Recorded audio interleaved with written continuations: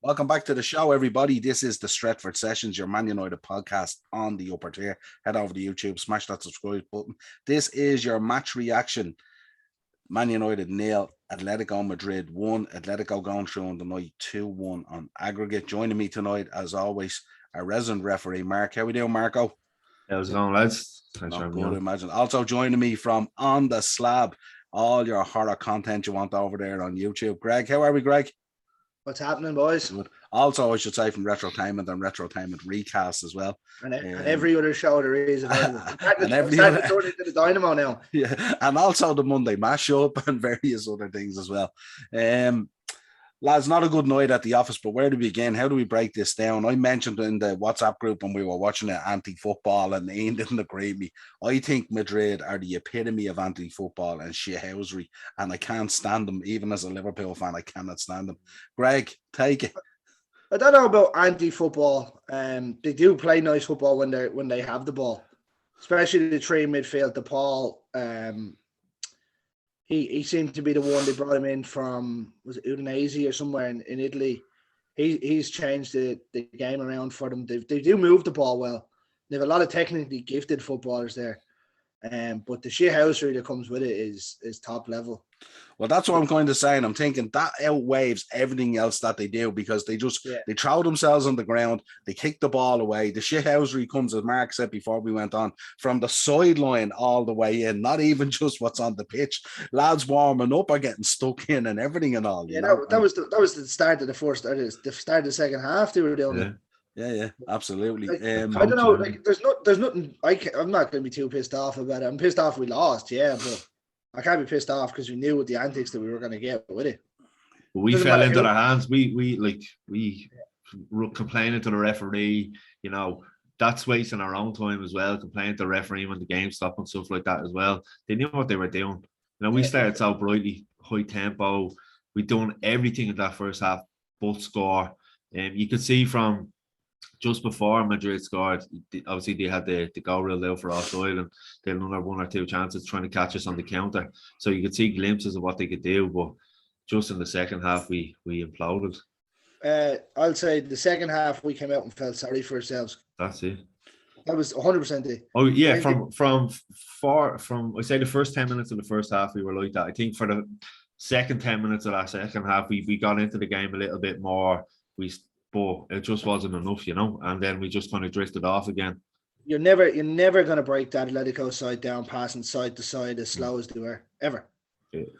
Unless it takes like a wonder strike or deflection or something. The most pinpoint pass you'll ever see. But that wasn't going to happen passing side to side. There was no pace in the passing. There was no quick switches, no nothing. Yeah, that was something, Mark, you spoke about before we came on as well, that when the ball went out to the wings, the ball wasn't coming in quick enough with pace and stuff like that and all. Everyone sort of kept on checking back and then floating the ball in. And those guys are seasoned veterans. They can deal with that all day long. You know what I mean? They just know where to be. So unless it's absolutely precise, you're not going to get much joy out of them. You need to be putting those balls in with pace. And especially, you know, if you're picking out the likes of Ronaldo and stuff like that, you know, he needs those balls coming in at lightning speed and, you know, more or less inch perfect, really. Even the only one I can remember that was half decent was, remember the build-up playing the ball that came across, and Sancho, he struck it probably too well. Yeah, he probably struck it too well and just went over the bar. That's probably the only chance. The other times, like you were saying, Bruno and Dallo and all were just hanging the ball in the air and hoping for the best. Like, no, Thing's chance, wasn't it? Black pushed wide. Oh, it was Bruno. Varane. No, Bruno pushed it wide. Remember, he took a dipping shot. Oh yeah. Oh yes. In the first half. Yeah. Other than that, not really. Apart from the one that hit him square in the mush. By Lanya, on the 12th minute. But and then obviously Varane saved from the header. That was a world class save. Yeah. And then looking at it, I know Ronaldo was offside, but he managed to get up and catch the ball with one hand. Yeah. I mean. He could have easily said, fuck it, I'll stay on the ground here. Yeah, he kept it in play as well. But just absolute shocking, like, you know. I mean, I suppose if you look at that first half and you look at the lineup, I mean, you would have been happy with the lineup, would you? More or less. I picked that lineup. Yeah. Actually, no, that's not true. I hadn't got McTominay because I didn't think he was fit. I had Matic in. Yeah. But I didn't. Once I knew he was fit, then I was like, well, he'll start. Yeah. And I they thought were he done a good. decent job as well. They were good. Like Fred was United's best player tonight. I just said that tonight before we came on. I said he was absolutely. Varane was immense. But yeah, no, Fred. Even when he did a little bit of skill, I don't even think he knew what he was doing when he done it. And he nutmegged the defender. I was like, please go in. Yeah, absolutely. It was like that's one that'll definitely be clipped, isn't it? Like it was just. Yeah, he was United's best player tonight. He went around, done a job. But yeah. I thought McTominay put in a good shift first half. I thought his passing was really, really good. He was moving the ball around really quick out to the wings and all, and his link-up play was really, really good. But I thought he wilted. Yeah, he kind of like he looked like a guy that had been out and been ill or injured or whatever. He had a muscle injury in his hip or something. Yeah. Same thing Ronaldo suffers with. Yeah. Send McTominay to Portugal this week. Yeah. Come back with a hat trick next week. Now, shame we're not playing nobody next week. What lads? We'll do it for Scotland international break. Watch, lads. We have to bring up Bruno here. I mean, he was just from the outset. I think it really started probably around the penalty call that he had that he didn't get, and after that he seemed to just lose his fucking mind. I can kind of understand why though. Do you think there was enough in it though, Greg? Do you, for a penalty? Because he seemed, when you look at the replay as well, I know your man came through the back of him slightly, but like it was like he seemed to go down fairly easy as well. It's not like you're saying coming down very easy. He's coming through the back of him and he's in the air, right? Yeah. And your man's leg is in between his. I mean, where else is he gonna go? You're gonna be put off balance coming down anyway. Yeah. Do you know what I mean? And he wins the ball. Do you know what I mean? The defender didn't touch the ball. Yeah. Well, from RTE's point of view, they didn't touch the ball. I don't know what anyone else is saying. I had the disfortunate pleasure of watching it on RTE, although it's probably better than listening to Robbie Savage. Yeah, I would have thought so. I thought it was a penalty, but listen, you can't, if the ref doesn't give it, or VAR doesn't give it, you can't sit around fucking feeling sorry for yourself. You didn't get it, you didn't get it, you get up and get on with it. Yeah, and I think that just kind of, that decision that you didn't get kind of escalated Bruno into the game. And then it was kind of like every single little nitty bitty decision, he was in the middle of it having a go constantly. It's like he had a personal vendetta against the referee then, didn't he? And that's all he was concentrating on, you know? Yeah. And like it nearly got to a point where his own players were telling him, well, like, fuck off, will you? Shut up. I think Ragnick picked it up and that's why he took him off. I was only saying to text among the lads, I think as well, because he hasn't been well the last week, you know, with the COVID and all, so I didn't think he was going to play the full 90 anyway. Yeah, I didn't think he should have started. I thought Pogba, the way he played against Spurs, should have started. Yeah, I don't know. I was hoping Pogba wouldn't start, to be honest with you. Oh no, I thought Pogba would have controlled the game a bit more. I know he wasn't great in the first leg, but I don't think anyone was great in that first 70 minutes for United. I suppose the problem with the conundrum of Pogba as well, isn't it? Because if you start him, he did okay against Spurs, you know, he was decent, you know, but then other people turn around and go, well, if you introduce him with 30 minutes to go, sometimes you get the best out of him, but tonight it didn't really happen, you know, it just didn't happen tonight. And that game was long gone by the time he came on. Like you weren't, the shithousery had started, every player going down for little to nothing. Like I don't know how Marcus Alonso, how Marcus Llorente didn't get at least one card. Yeah. He was at it all day. Yeah, the ref Mark seemed very hesitant to dish out cards, didn't he? Like, I mean, he started whipping them out eventually, but he took his time. He took his time getting there, didn't he? And especially when you know he's going in there and he knows a team of the level of shithousery of Atletico. Yeah. You would have thought there was you know, if he had stamped his authority on the game, maybe inside 10, 15 minutes, then he might have had a very different game. But the fact that he let so much stuff go, like I was even shocked at the one in the second half, the one where Dalot got the hand in the face. Yeah. And went down was a very, very strange one. Yeah, absolutely. And he wasn't even looking at it. He was 6 yards away from it. Yeah. But no, I totally agree. He was never in control of the game. There was a few decisions in the first half where, you know, as a referee, you'd give a yellow card straight away, and it sends out a message to the players, right? He's not going to take any crap off us.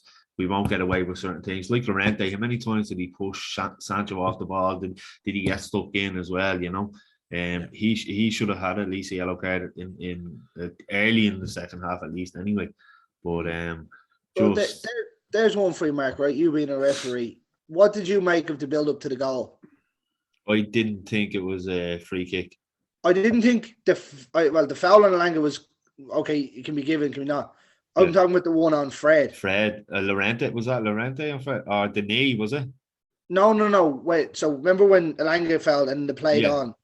So when Fred went to win the ball, whoever passed it off rams into him, pushes him over. Yeah. And he misses the reflection pass. Yeah.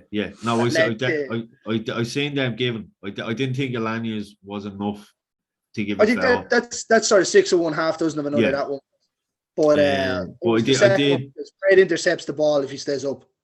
Yeah, no, he definitely caught him. If someone I remember, he caught him from the side.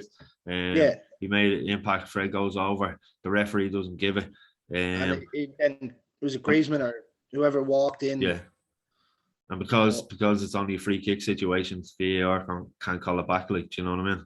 But I thought it's a foul in the build up to a goal can be called back. But it depends what phase of play it is. You know, that's a way. But it was 2 passes later. Yeah, but are you talking about the Elanga one or the Fred one? Sorry. The Fred one. Fred. Oh, right, sorry. I thought you were talking about the Elanga one. Oh, the Elanga one. That was a different completely phase of play. For the Fred one, I don't know why it was pulled back. It's obviously whoever's in VAR, whatever referee or assistant referee was up there. He obviously deemed it wasn't enough to give the foul or even have a word in the referee to call it back. Yeah, I don't even know if they checked the goal or whatever. Like they might have obviously checked for offside or whatnot. Yeah. No, I don't think it is. It was kind of weird tonight, wasn't it, as well? Because the game kind of moved so. I mean, it's weird to think that the game was moving so quickly, yet these guys try and wind down the clock so much. So you seen it even in the first half. Even the broadcasters were struggling to show you replays of stuff and things like that. There wasn't that many replays even in the game. I think that was more so it was mostly all United attacking, and they knew they had to do things quickly. So like there was corners, they were putting it down, they were taking the corner, they weren't even whipping it into the box. Yeah, they was taking it short, and things like that. I think they didn't give Atletico a chance to settle. To an extent, once they settle into a game, it's going to be tough. Yeah, it is what it is. Yeah, what? I suppose what did you think of the substitutions? The Matic one, you could see that he was gonna drop deep and then leave Fred do all the running around. Matic wasn't gonna go too far. Turns out Matic decided he wanted to be fucking Superman and run everywhere. Yeah. And I mean to say his runs were very good as well, and some of his passes. But yeah, the Rashford one, he can get fucked. I hope he never plays for the club again. I hate him. You feel that strongly about it, do you, Greg? Yeah, you think he's done? I hate him. I couldn't care less if he's done. I'd put him in the reserves and leave him sitting on the bench there. He's a useless, no good for nothing cunt. What do you think has happened to him? What has been the drop off, if you like? I mean, because this guy, I mean, he had the world at his feet at one stage. Yeah, I mean, even last season, if you look at last season, he played most of last season carrying that shoulder issue that he had to get sorted in the summer and stuff like that. And then the fractured back as well. But the difference last season to this season, and I know he's been out a little bit and the squad has kind of evolved a little bit as well while he's been out and stuff like that. But the drop off in this guy as a footballer from where he was, I mean, this was a guy they were touting at 100 million plus, the next huge thing, absolutely massive. Now he looks like a Sunday school guy who won a competition in the back of a magazine or something like that to get an outing with United or something. He looks terrible.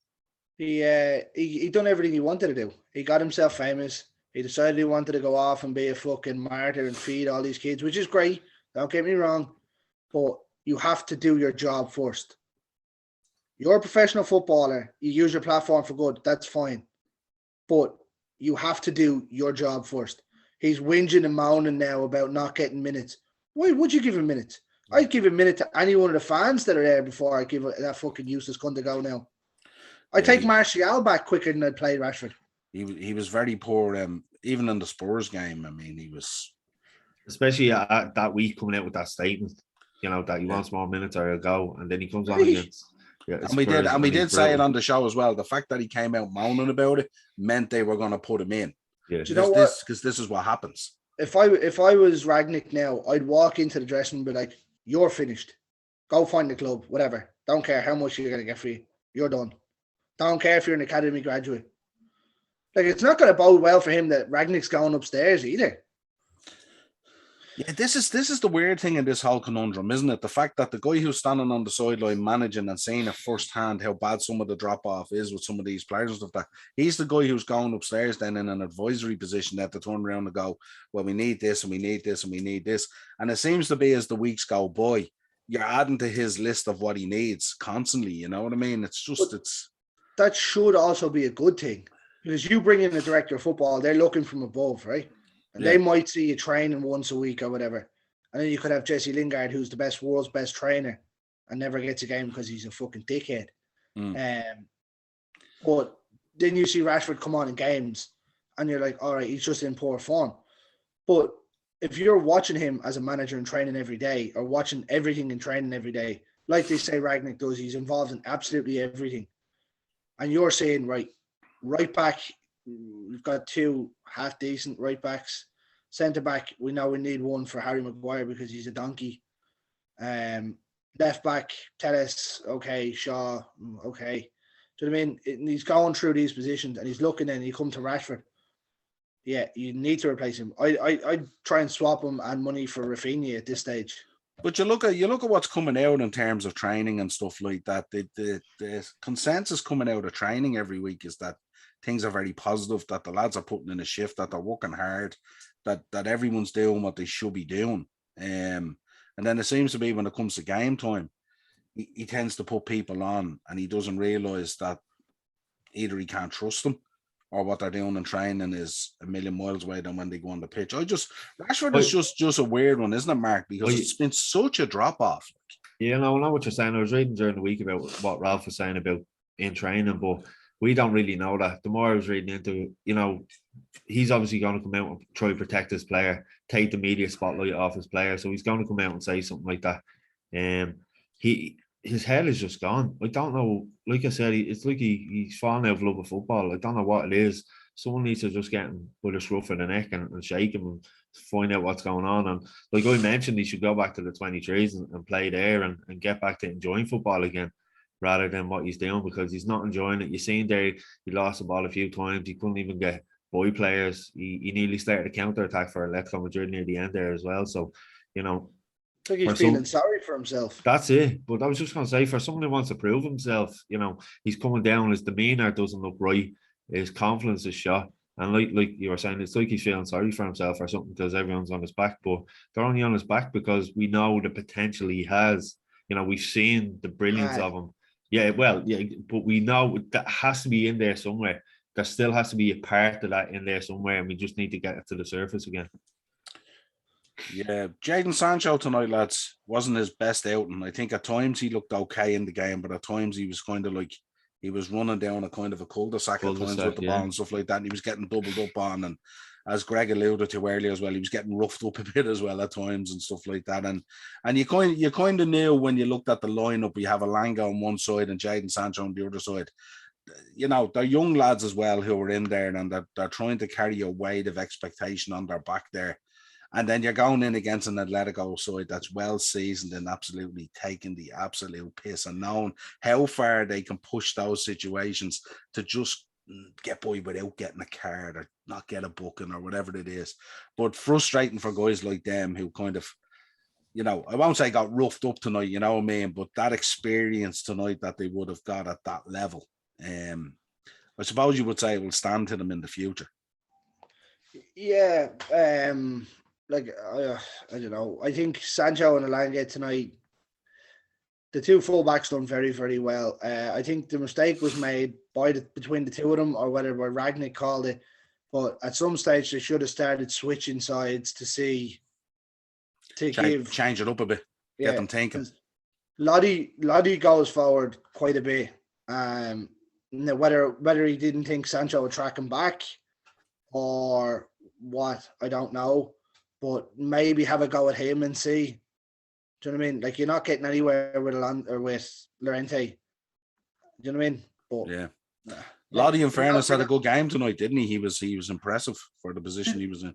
He took his goal well, but did any of you think that United stopped for that goal? Yeah, it was like pause, wasn't it? Yeah. What did you make of the Gea for it as well? I mean, could he have done a little bit better? I know the expectation is high for him, you know. No, but I thought he stopped. Yeah. Yeah, it was like he froze, wasn't it? And it just. No, but I generally thought there was a flag that went up or something. Because Dallo was out of position, so it was his fault, right? I see people blaming the centre backs and think, no, it's Dallo's fault. He's 3 yards from the ball, but De Gea just kind of stands there. He doesn't even go for it. He just I suppose when you think about how good David De Gea this year, I mean, he's probably been a shining light for United this season in terms of his own personal performances and stuff like that. And when you see getting beaten like that at your near post and so close to it as well, you would have expected. I think I would have expected him to get it. As Greg said, he just froze on it or something like that and just hit the back of the net. Yeah. But to me, it looked like the centre backs and Dallo all just stopped when the cross came over. Yeah.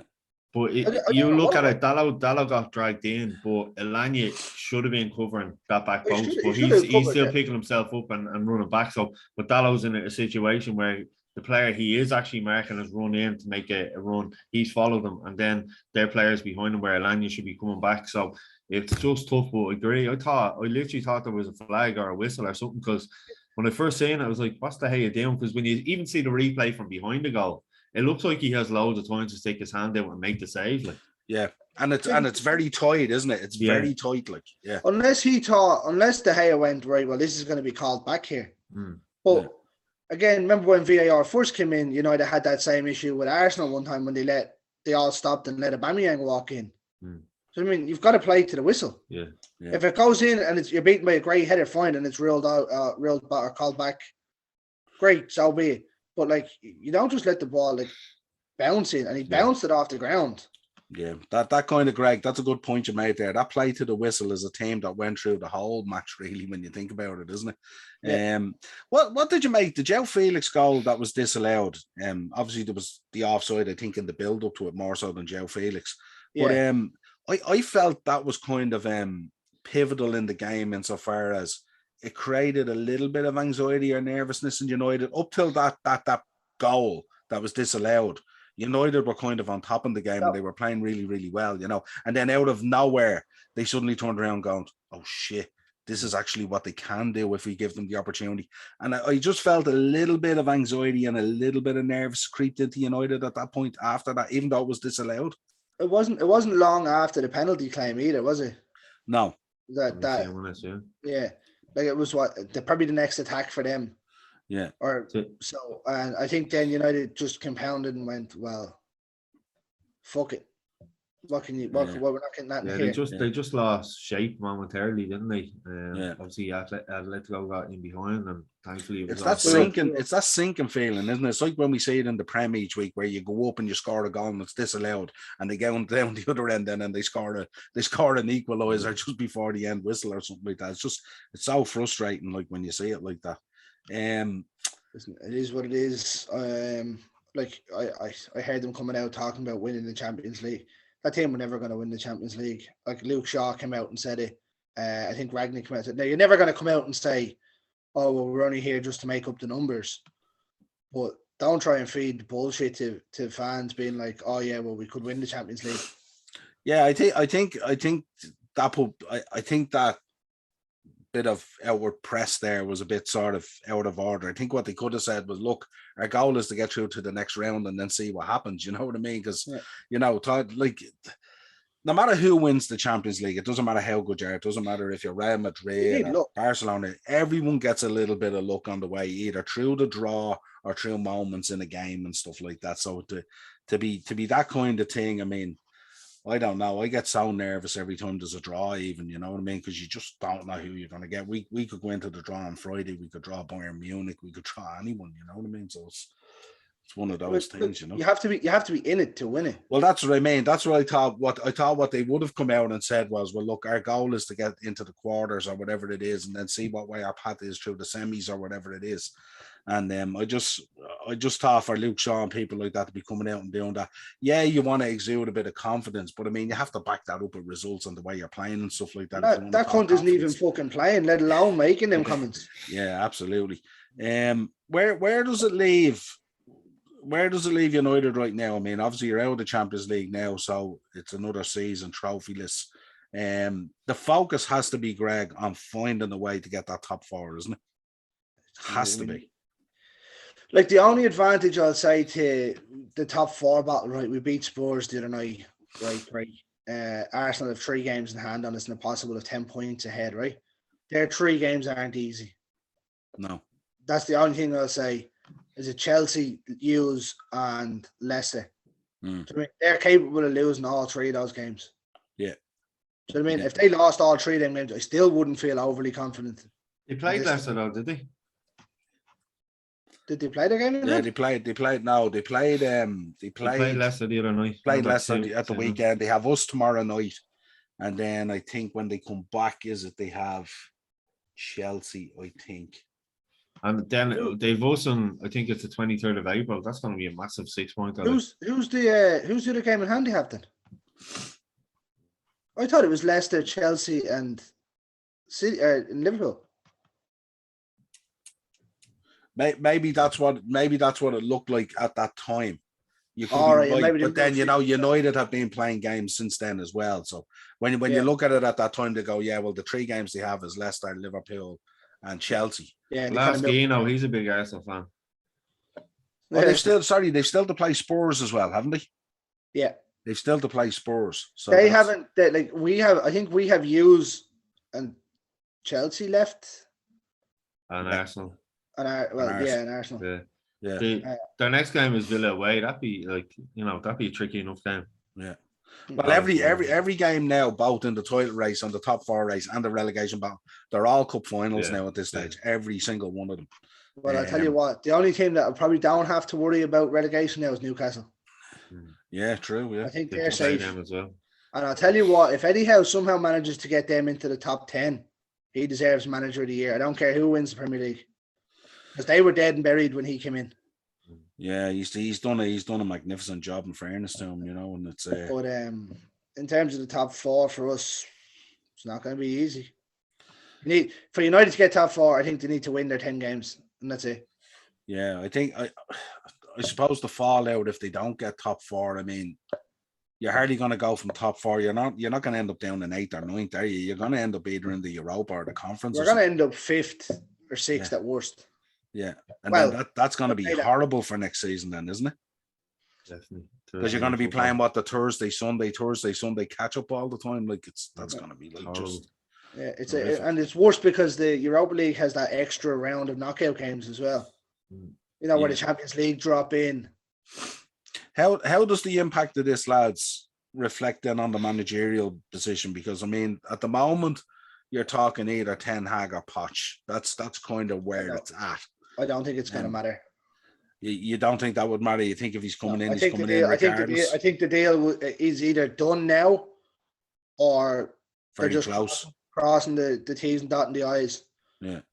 Like they're saying they're probably going to announce it sort of start of April or so, and that kind of coincides to when Ajax can win the league and when PSG can win the league. Yeah, you're probably spot on there. Yeah, absolutely. You know what I mean? Like both of them. I suppose you're going to have to get the guy in and announce him anyway, because the job this summer is absolutely massive. When I went through the other night with Mark and Darren, if you look at a 19-man or a 20-man squad, 50% of them nearly need to go, don't they? When you go down through the list, and then you're talking about then what are the Glazers going to be willing to do in terms of bringing players in? Because obviously you're going to need a volume of players coming in as well. And they haven't really been that way inclined. I know they brought in the summer, 3, was it? Sancho, Ronaldo, and Varane. But they didn't overly spend big. You know what I mean? Sancho was 74. Yeah. And talking about Varane was 40 because he was on the last year of his contract, and Ronaldo was 50 million. I mean, 120 million for 3, what you were expecting to be top class players. You know what I mean? Yeah. Isn't a lot when you think United paid 90 million for Pogba on his own. Yeah, but now you're looking at a situation where Cavani's probably going to go on a free. Lingard is going to go on a free. He's a mercenary. Yeah, he can go. Like, I'm not, as much as I like Cavani, he spent most of the season injured or not wanting to play.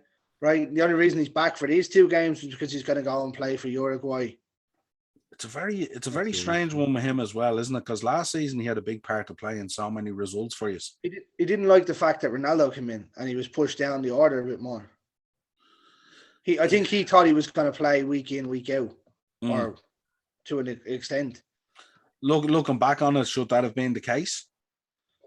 No. Well, yeah, actually, yeah, because Ronaldo didn't suit the system. I know he scored loads of goals and it's great, he's done this and he saved us, he's got his points. Yeah. But bringing him in changed what United wanted to do.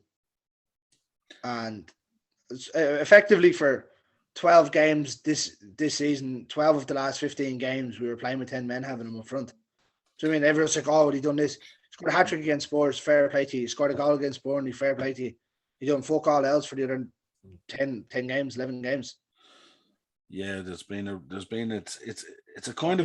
a tough one for you guys as United fans as well, because it's Ronaldo. You know what I mean? And because of the history that's there and him coming back and the expectation that was there at the start of the season. He was coming in, Varane was coming in, a massive signing. Sancho had come in, another massive signing. So like, there was this wave of positivity that this could be the season where you bounce back, pick up a bit of silverware, you know, lay a foundation there in terms of a title race.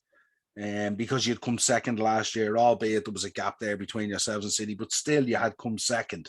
And you would have thought by bringing these players in on top of what you already had there, that maybe you could push it on maybe that little bit more, that little bit level up to get closer, at least closer to City, to find yourself maybe March or April in a title race. But we still, at that stage, you have all the tools, but we didn't have the right manager in charge. You know, Solskjaer was still there. He was so naive as a coach. He should have went in the summer. Yeah. And that he probably should have went right after the Villarreal game, really, shouldn't he? Yeah. Well, I mean, you talk about, right, Van Gaal, no one liked his style, right? When he won the FA Cup, he was ousted almost straight away. Yeah, Mourinho was nearly in the stand signing the contract, wasn't he? Like, so, I mean, everyone knew Solskjaer, the first sign of real trouble, he was going to go. Like, he should have went after the Liverpool 5-1 game. And they let him have 3 more, and he goes and loses City. He beats Spurs, and then he gets hopped off by Watford. Yeah.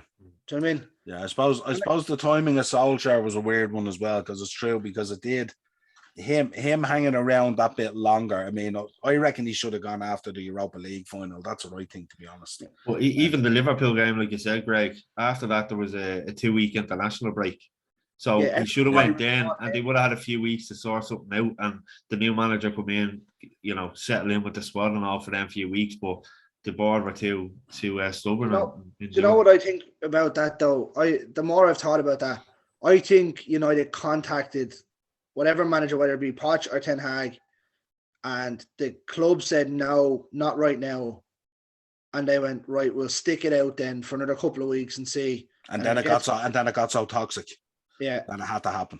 And then you bring in. That's why he brought in the interim manager. Yeah. So I mean, I think they've already spoken to whichever of the two is going to get it, or the clubs anyway, or the agents, and they went, listen, we're not moving mid-season, especially in that kind of environment. Now we'll bring someone in, try and settle it down, and then we'll get someone in to fix the shit, and then I'll show up and put my stamp on a starting afresh. Yeah, I think that's right as well. And there's kind of no expectation in terms of Ranić, in terms of being a manager and results. The expectation is there is that he goes in and figures out what's good and what's bad and what's needed.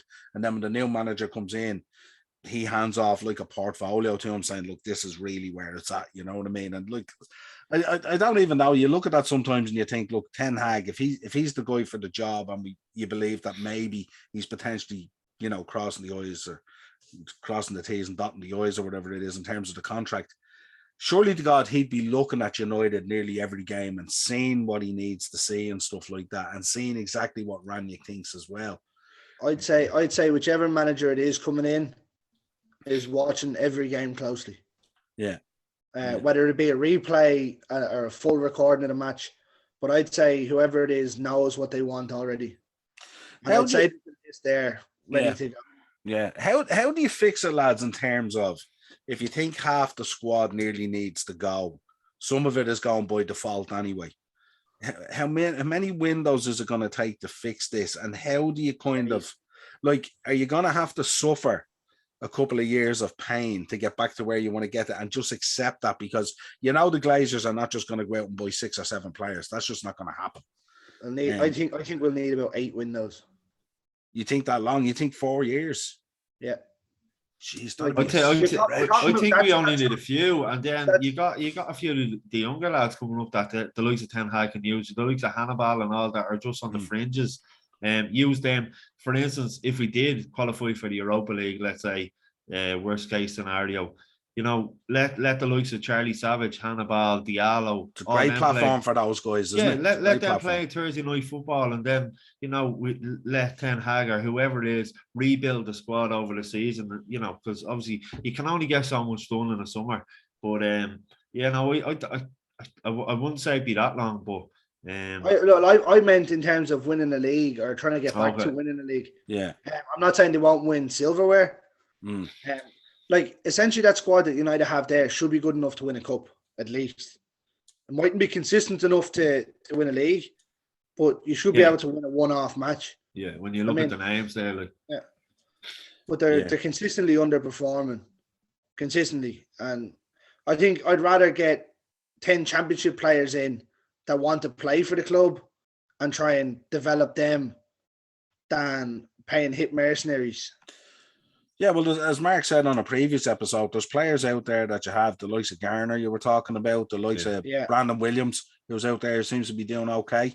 He's Norwich's player of the month for the last 2 months. Yeah, you know what I mean? And that's the sickening thing, isn't it? That you have players out there that are kind of lighting the world up in terms of football somewhat. And yet then you look back at your own team and it's coming out and it's playing and you're going, guys that are half showing up, guys like Rashford who just are so uninterested in football, but looks at things, it's unbelievable. It's mad that these guys still pick up a paycheck when they're so uninterested, isn't it? It's just like I guarantee you that cunt will run up to collect his fucking 200 or 350 grand a week. Yeah, and the likelihood is he'll probably come out tomorrow on social media complaining about the fact that he was only a sub. This is the naivety and the self-serving of some of these players. That, like, you'll have Cavani will probably come out tomorrow saying he couldn't believe he was only a sub. You'll have stuff coming out like that from all over the place. United will try and put a slant on it through social media. You'll get the pictures from the training ground about how they're getting ready for the next game, and disappointing results. We go again, and we go again. Yeah, we go again next season, lads. That's it now. The season's over for us, basically. You got to find a way to stay in that top 4 race. I think if you don't make top 4, I think it's criminal, is what it is. We need, like you were saying with the Champions League, lads, we do need a bit of luck over the next 2 months. There's no doubt about it. Yeah. Obviously, we need Arsenal to slip up, but also we need the likes of Wolves and West Ham not to, to slip up as well, because they're right on our arse as well. We have just listen. All we can do is concentrate on what we need to do, and then worry about the others after. Yeah. The only advantage that is, I think Wolves have to play West Ham. Yeah, 2 of them play. West Ham have to play Arsenal again as well. Yeah. You know what I mean? So there's games there where we're kind of finished with them. Yeah. To an extent. Yeah. There's games where someone's going to take points off somebody. Yeah. I was just saying it there as well, Greg. Arsenal have 3 games in a row. It's Chelsea, us, and then West Ham. So that's going to be a tricky few weeks for them as well. Yeah, the question is whether they're going to have the gas to see it out as well. That's the. It's now all comes down to bottle. Who has the bottle? That's it. Yeah, absolutely. Like Hughes and City now. City obviously dropping points last night was massive for Hughes. Yeah. But the only thing is, you wouldn't be surprised if we went out tomorrow night and we ended up with a draw or something like that. When that door creaks open.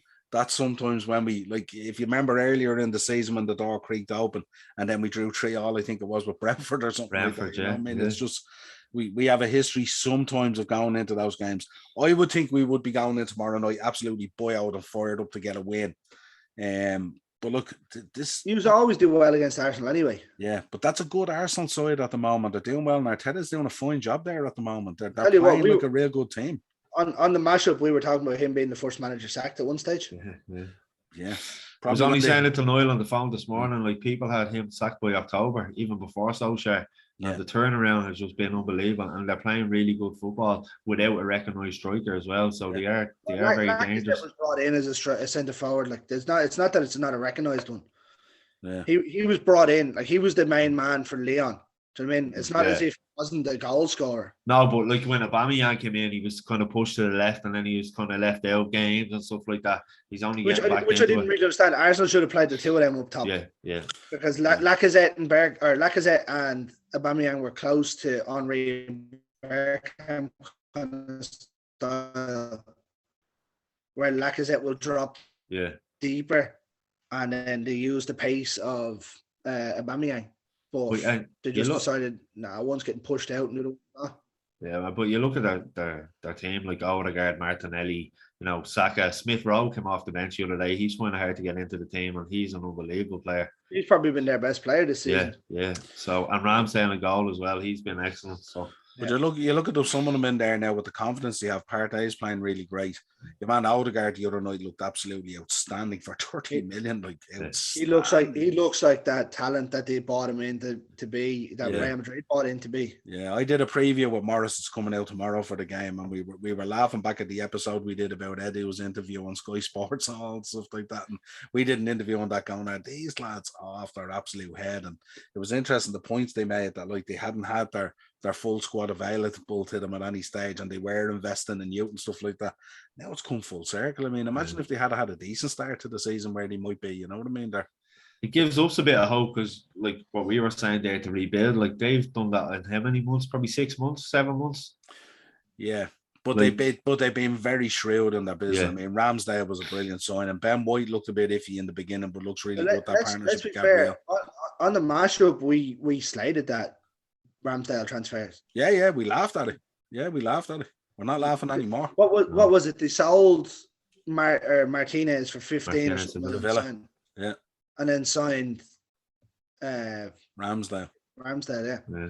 And actually, when they signed Ramsdale, we originally thought he was just coming in as the backup keeper for Leno. Yeah. Remember, he was just cover for Leno. How wrong were we? Yeah. Well, to be honest with you, I was still under the belief that he was coming in as a backup, and then Leno came out with his, well, I'm not signing a new contract, so I'm going at the end of this season or next season.